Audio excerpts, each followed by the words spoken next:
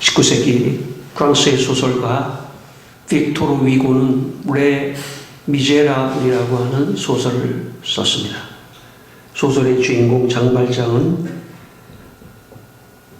과부인 자기 누이와 7명의 조카들이 배고파 굶고 있는 것을 보다 못해 자기가 희생하여 빵 하나를 훔쳤다가 잡혀서 19년의 감옥 생활을 하게 됩니다.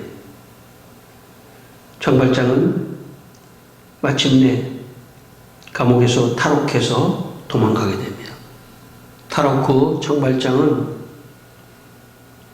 신분을 숨기고 살다가 죽어가는 한 미혼모가 자기의 딸을 지켜달라는 부탁을 하고 그 미혼모가 죽게 됩니다. 자기의 딸 6살짜리 꼬제뜨는 어느 여관집에서 참 종로수를 하면서 살고 있었습니다. 장발장은 많은 돈을 주고 꼬제뜨를 구해서 꼬제뜨가 잘 성장할 수 있도록 그를 희생적으로 키워줍니다. 꼬제뜨가 성년이 되었을 때 마리우스라고 하는 청년을 만나 사랑을 하게 됩니다. 그런데 이 마리우스가 어떤 폭독에 가담해서 참여했다가 총을 맞고 부상을 당해서 죽게 됩니다. 그냥 거기에 놔뒀다면 죽을 수밖에 없는 상황이었는데 장발장이 그 죽음을 무릅쓰고 그 마리우스를 구해냅니다. 파리의 더러운 지하 수로를 수킬로를 통해서 그 마리우스를 구해냅니다. 마리우스는 자기가 지금 누가 자기를 구원해 줬는지도 모릅니다. 그러나 장발장은 희생적으로 마리우스를 구해주게 됩니다. 두 사람이 이제 꼬제또와 마리우스가 결혼을 하게 됐는데 마리우스는 귀족 가문의 사람이었기 때문에 이 장발장이 자기의 정체를 숨긴다는 것을 용납할 수가 없었습니다. 그리고 마리우스에게 자기는 죄수였다, 탈옥한 사람이었다 그렇게 얘기하고 꼬제또와 마리우스의 집을 떠납니다. 꼬제또와 마리우스가 어느 날 생각해 보니까 이래서는 안 되겠다 생각하고 장발장을 찾아갑니다. 그런데 장발장은 이제 마지막 죽기 직전에 상황이 되었습니다. 꼬제또와 마리우스는 자기를 죽음을 각오하고 자기를 구해준 장발장을 그때 알게 되었습니다. 마리우스는 그때 나를 구해준 사람이 장발장이었구나 하는 것을 알게 되고 너무 고마워서 찾아갔지만 이미 죽기 직전의 상황이 되었습니다. 빅토르 위고는 마지막 장발장의 죽는 모습을 이렇게 기록했습니다. 죄수의 모습은 그리스도의 모습으로 변했다. 그리고 레 미제라블은 끝납니다. 빅토르 위고는 아마도 장발장을 통하여 희생하는 사람이 훌륭한 사람이라는 것을 말하고 싶었던 것 같습니다. 사람은 말로만 하면 다른 사람이 감동을 받지 않습니다. 누구든지 말은 할 수 있습니다. 말은 얼마든지 번드르르하게 할 수 있습니다. 그 사람의 행동을 봐야 합니다. 그 사람이 희생하는 사람인지 아닌지를 봐야 합니다. 희생은 사람을 감동시킵니다. 희생은 사람들의 마음을 움직입니다. 마치 장발장이 꼬제또와 마리우스의 마지막 마음을 움직였듯이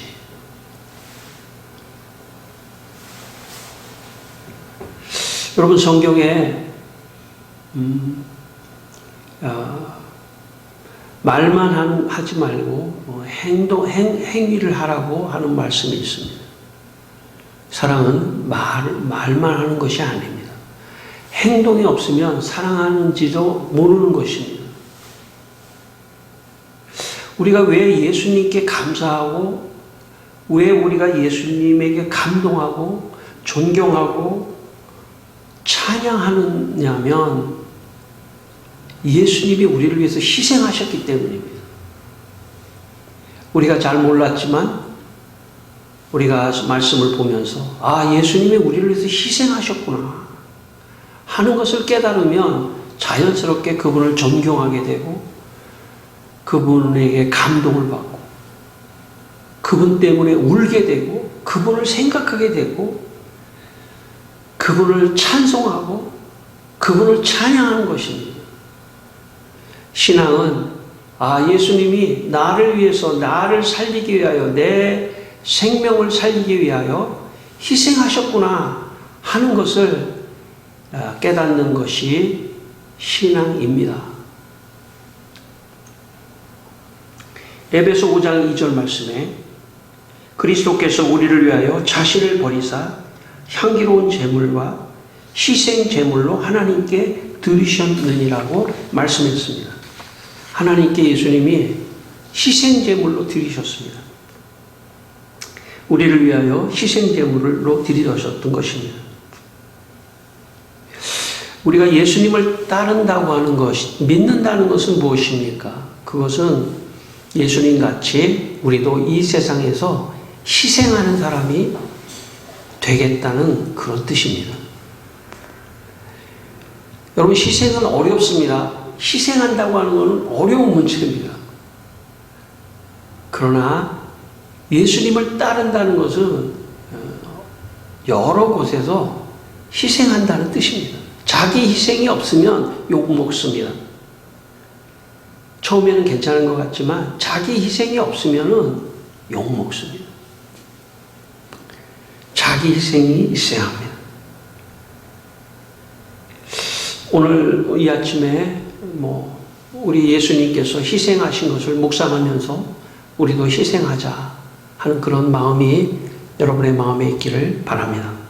오늘 본문 59절, 60절 두 절을 한번 읽겠습니다. 59절, 60절을 다시 한번 읽겠습니다. 59절, 60절입니다. 대제사장들과 온 공회가 예수를 죽이려고 그를 칠 거짓 증거를 찾으매 거짓 증인이 많이 왔으나 얻지 못하더니 후에 두 사람이 와서 예수님이 이제 잡히셔서 대제사장들과 공회 앞에 섰다는 것은 종교적 재판 앞에 섰다는 뜻입니다. 지금 재판을 받고 계십니다. 예수님이. 그런데 예수님을 죽이려고 의도한 거죠. 그를 칠 거짓 증거를 찾음에 거짓 증인이 많이 왔으나 얻지 못하더니. 그러니까 예수님을 죽이기 위해서 거짓 증인들을 많이 모았지만 아주 그들이 증언하는 증거가 딱 맞아떨어지지가 않는 거예요. 이걸 보면 예수님의 이 재판이 불공정한 재판이라는 것을 알 수가 있죠.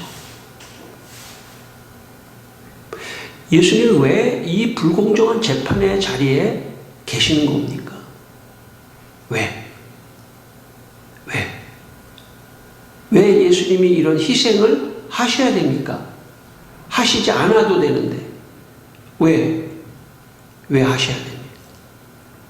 처음에 제자들은 그게 왜 저렇게 불공정한 거짓 증인들이 많이 와서 예수님을 어떻게든지 죽이려고 하는 그런 상황을 만들어도 예수님은 침묵하셨습니다. 오늘 본문에 보면 희생을 당하신 거죠. 처음에는 예수님이 희생 당하신 것으로 생각했는데 시간이 지나고 보니까 저 희생은 우리를 위한 희생이었구나. 나를 위한 희생이었구나 하는 것을 깨닫게 된 것입니다.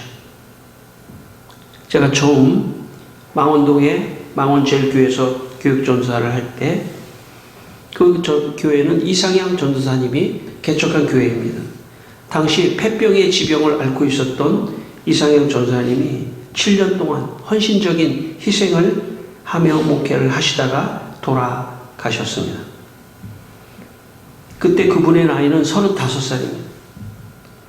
제가 그 교회 갔을 때 이상향 전도사님이 돌아가신 지 한 10년 정도 됐었는데, 성도들이 밥을 먹을 때나 무슨 커피를 먹을 때나 그 망원동이 저 한강 근처에 있어가지고 한강 옆에 가서 산책을 할 때나 늘 이상향 전도사님 얘기를 하시는 거예요. 이상향 전도사님이 자기들을 위해서 희생하셨다는 겁니다. 10년이 지났는데도 그분을 존경하고 참 기억하고 있었습니다. 그 중에 한 장로님은 제가 말씀드렸던 기억이 있는데, 저한테 그렇게 말씀하시더라고요. 목회자는 성도를 위하여 땀을 흘리기를 원한다. 아니, 피를 흘려주기를 원한다. 아니, 그래서는 안 되지만 죽어줬으면 좋겠다. 희생, 한마디로 말하면 희생해 주기를 바란다는 거죠. 그 장로님이 40년이 지난 몇 년 전 어느 인터뷰 방송에서 인터뷰를 하는 걸 제가 본 적이 있습니다. 나이가 80이 넘은 그 장로님이 눈물을 흘리며 인터뷰를 하셨습니다. 이상향 전도사님 이야기를 하며 눈물을 흘리셨습니다. 참 50년 전, 40년이 넘고 50년 전의 일이었는데 마음에 그분을 존경하는 마음 때문에 눈물을 흘리는 걸 제가 보았습니다. 희생하지 않는 사람은 존경하지 않습니다. 희생하지 않는 사람은 감사하지도 않습니다. 감사해야 하지도 않습니다. 희생하는 사람만이 사회에서, 가정에서, 교회에서 존경을 받고 나아가는 것입니다. 가장 첫 번째로 목회자가 희생해야 합니다. 제가 희생해야 되죠.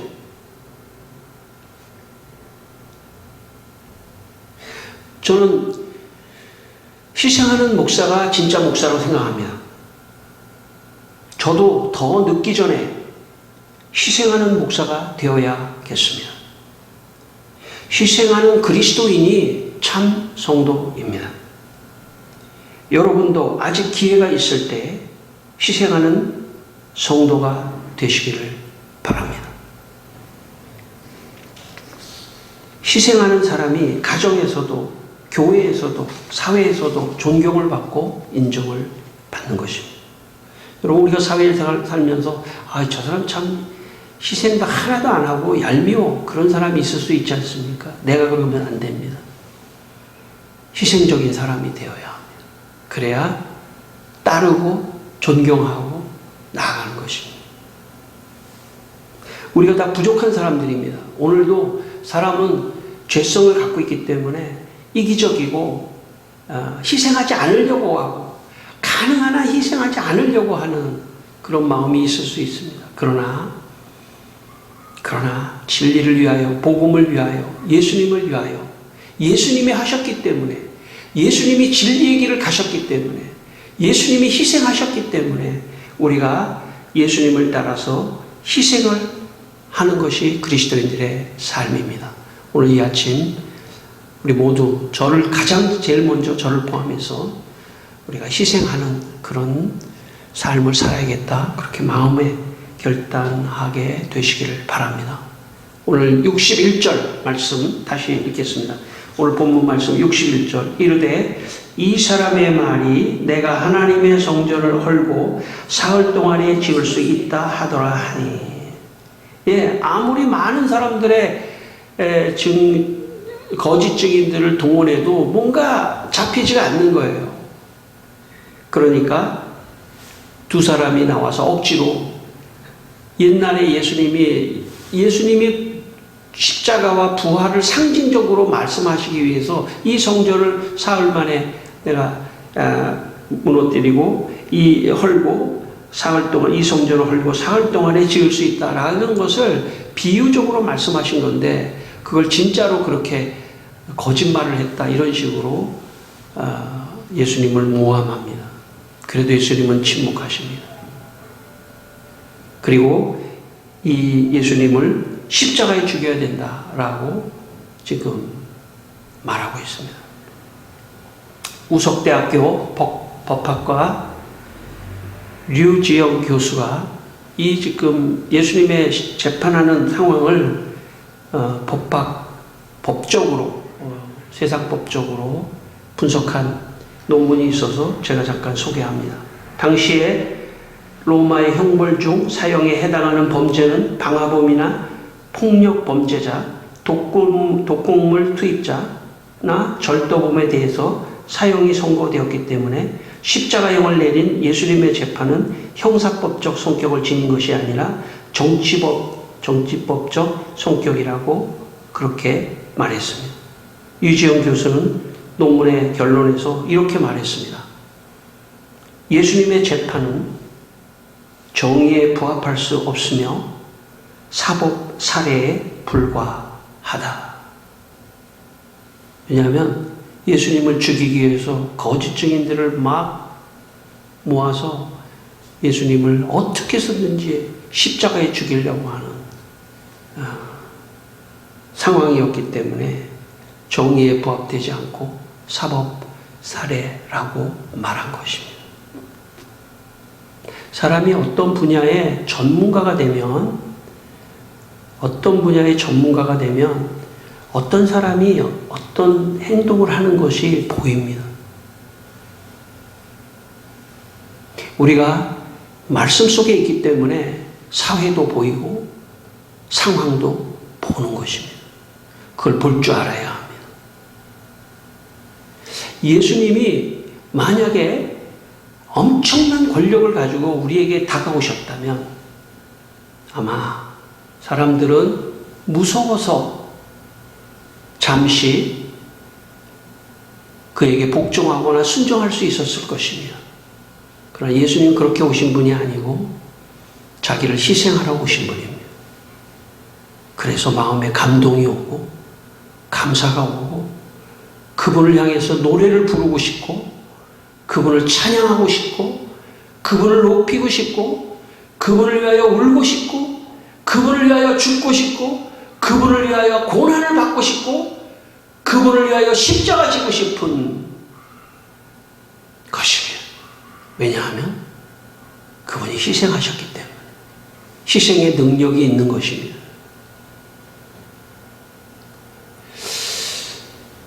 저는 가끔 개인 실명을 말해서 좀 될지 모르겠지만 김진호라고 하는 그 가수가 부른 가족사진이라고 하는 그 노래를 제가 가끔씩 듣습니다. 거기에 보면 아주 제 마음에 참 도전되는 한 구절이 있는데 거기에 이런 게 있더라고요. 나를 꽃피우기 위해 거름이 되어주신, 자기 어머니와 부모를 생각하는 거예요. 나를 꽃피우기 위해 거름이 되어주신. 그 노래 가사가 나올 때 거기 있는 시청자들이, 거기 있는 참석한 사람들이 막 울더라고요. 저도 마음이 뭉클했습니다. 나를 꽃피우기 위해서 거름이 되어줬다는 것은 희생을 의미하는 거예요. 여러분, 부모라도요, 자식을 위해서 희생하지 않는 부모, 사실은 어떻게 보면 존경하지 않을 수도 있습니다. 나를 꽃피우기 위해 거름이 되어주신 그 희생을 생각하면 눈물이 나는 거죠. 희생하기 때문에. 희생해야 합니다. 희생은 어렵지만 희생해야 합니다. 그래야 사람들이 감동하는 것입니다.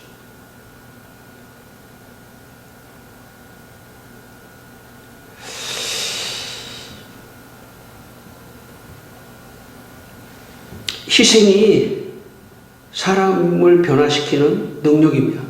희생이 사람을 변화시키는 진짜 능력은 희생입니다.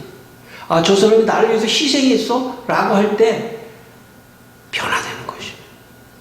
그래서 예수님이 멋있는 분입니다. 훌륭한 분입니다.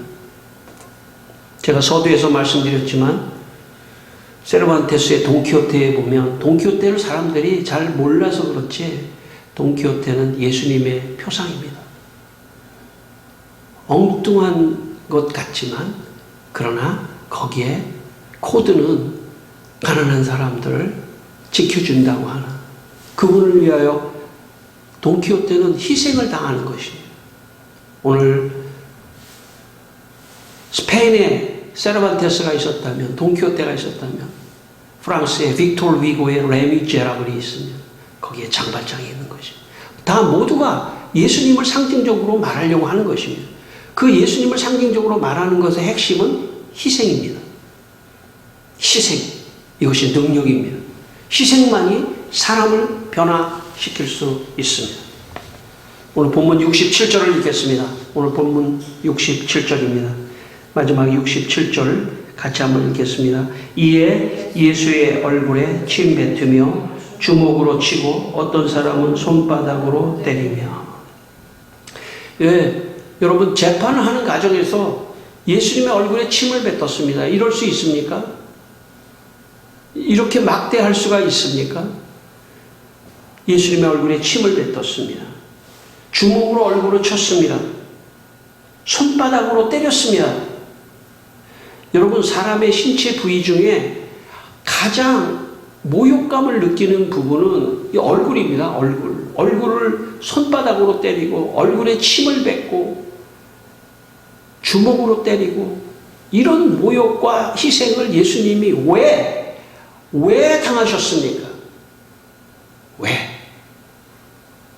나를 살리기 위해서. 내가 영원히 죄 가운데 지옥까지 않기 위하여. 나를 구원하시기 위하여. 나를 깨우시기 위하여.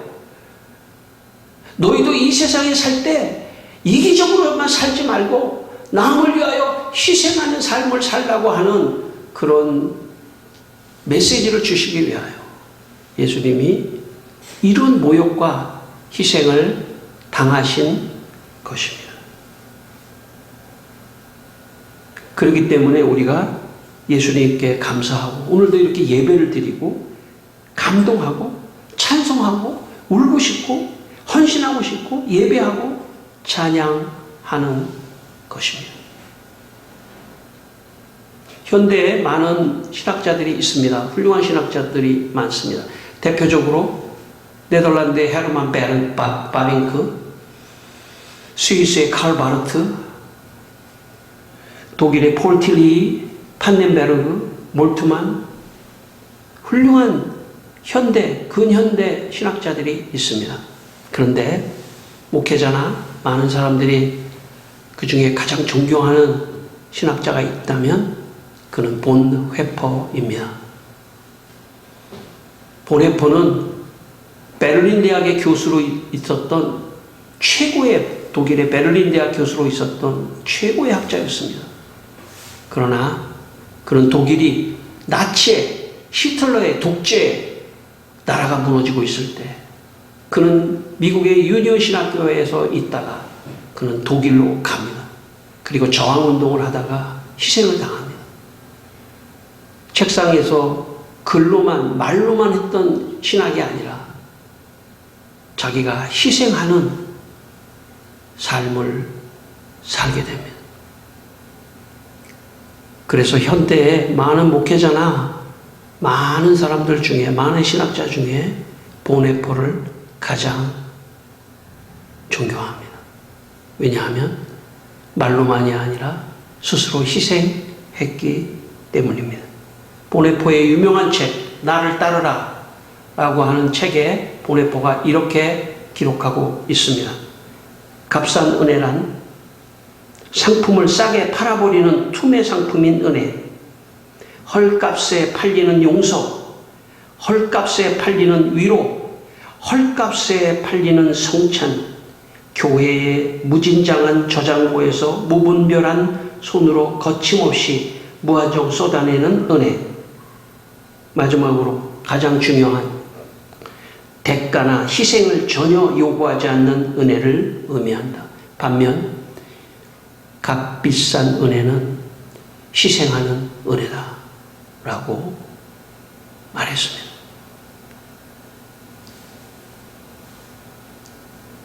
값싼 은혜가 희생을 요구하지 않는다면 값비싼 은혜는 희생을 요구하는 은혜입니다.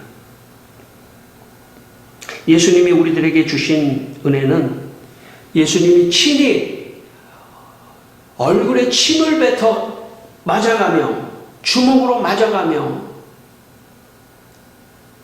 그리고 손바닥으로 맞아가며 희생하신 그 희생의 은혜를 우리에게 주셨기 때문에 오늘 우리는 예수님을 찬양하는 것입니다.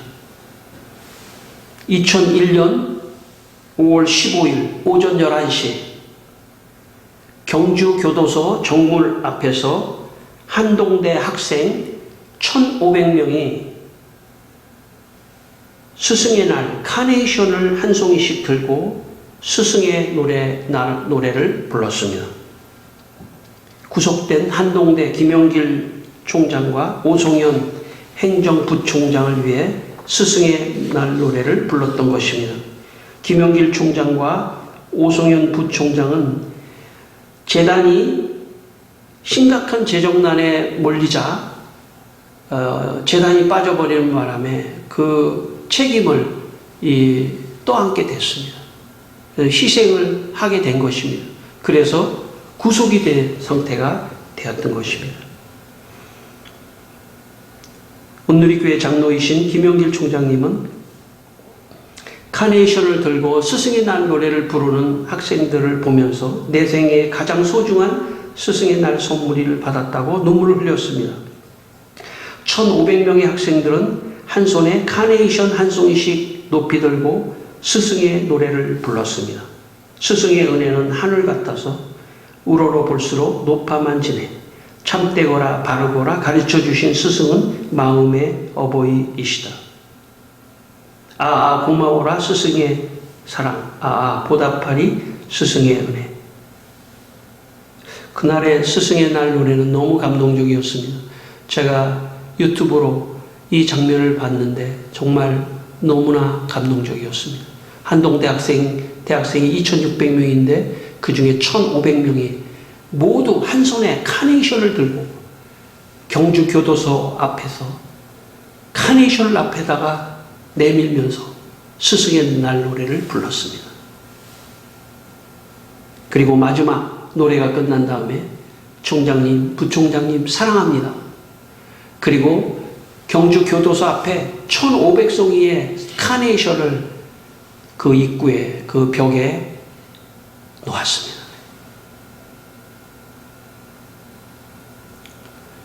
여러분, 대학에서 총장을 못 쫓아내서 막 그냥 난리지 않습니까? 이렇게 존경받는 총장이 또 있을까요? 왜 그렇습니까? 자기가 희생했기 때문입니다. 학생들이 다 아는 것이죠. 저분이 희생했구나 하는 것을 모두가 아는 것입니다. 처음엔 몰랐지만 내용을 조금씩 들여다보니까 저분이 희생했구나. 그래서 사랑하고 카네이션을 드리는 겁니다. 이 세상에 희생하지 않는 자는 아무도 존경하지 않습니다. 희생하는 자만 존경을 받습니다. 오늘은 스승의 날은 아니지만 우리 죄를 대신하시고 내 죄를 용서하시기 위해 희생당하신 우리의 영원한 스승 되신 예수님께 카네이션을 바치고 싶습니다. 그리고 스승의 날 노래를 부르고 싶습니다. 아니, 앞으로 스승의 날에 예수님에게 카네이션을 드려야 될지도 모르겠습니다. 예수님께 감사의 눈물을 드리고 싶습니다. 사랑한다고 말씀드리고 싶습니다. 고맙다고 말씀드리고 싶습니다. 큰 소리로 찬송의 노래로 예수님께 불러드리고 싶습니다. 이 시간 우리를 위하여 희생하신 예수님을 묵상하면서 우리도 우리의 삶 속에서 예수님같이 희생하는 그런 삶을 여러분 모두가 다 살게 되시기를 주의 이름으로 축원하며 기도하겠습니다. 다 같이 기도하겠습니다. 기도하실 때 하나님 아버지, 예수님이 우리를 위하여 희생해 주셔서 감사합니다. 예수님이 얼마나 마음이 힘드셨습니까? 모욕을 당할 때 얼마나 예수님 마음이 아프셨습니까? 같이 하지 못해서 너무 죄송합니다. 주님, 이제 예수님의 희생을 우리도 이 세상에 살아가면서 할 수 있게 도와주십시오. 이제 우리는 봤습니다. 예수님의 희생 당하시는 모습을 봤습니다. 나를 위하여 우리를 영생으로 이끌게 하여 희생하신 것을 봤습니다.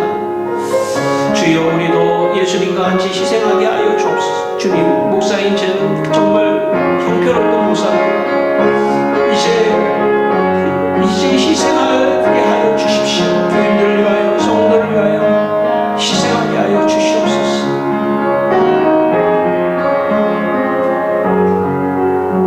하나님 아버지, 우리를 위하여 희생하신 예수님께 감사하고 사랑하고 찬송을 올려드립니다.